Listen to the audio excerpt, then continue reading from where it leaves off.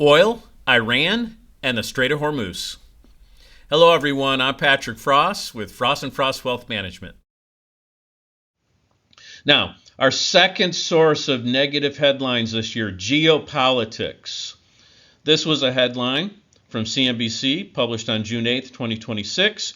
Oil prices may hit $150 per barrel soon if Iran war continues, energy economist says. So who else would you ask but an energy economist? And of course, he was definitely wrong about that. But those were the headlines. And if you read that headline, you thought, gosh, maybe now's the time to get out of the market. Well, why have we seen oil prices go up? Not to $150 a barrel, but why have they gone up? Well, take a look at this little swath of water here. Any idea what that is? That's right. That's the Strait of Hormuz. It's 21 miles wide.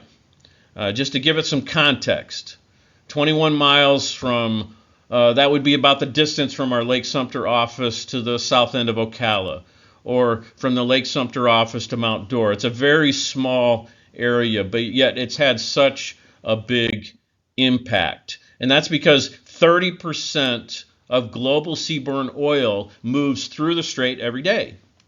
In 2024, that was 21 million barrels of oil per day moving through this narrow stretch of water.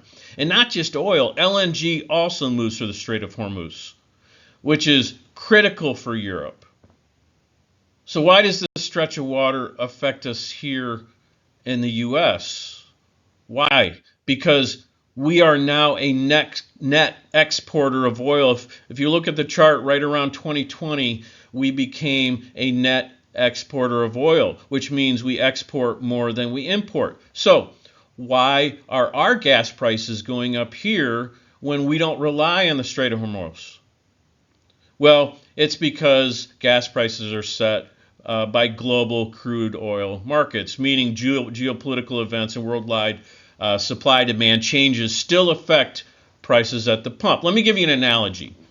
Imagine you live in Kansas, which is the largest wheat-producing state in the country. And imagine that wheat prices have suddenly doubled worldwide. Even though your state grows more wheat than it consumes, local farmers sell to the global market in most cases. So when wheat prices go up all over the world, that's going to affect bread prices locally. You can't expect to go to a grocery store and not see prices go up. And oil works much the same way. It's unfortunate, but that's just the case. Now, we have looked at these geopolitical events because we want to know what type of effect do they typically have. And we've shown you this chart before. In fact, we showed you this chart at our State of the Markets meeting back at the beginning of the year. The only thing that was not on here was the U.S.-Iran conflict. That hadn't happened yet, but all these other things were on there. It's very interesting that most of these happened in the Middle East. But what we find is typically when there's a geopolitical event, the average or the median number of days of the sell-off is around 12 days. The median drop in the market is about 5.6%. And it doesn't take that much time for the market to recover. On average,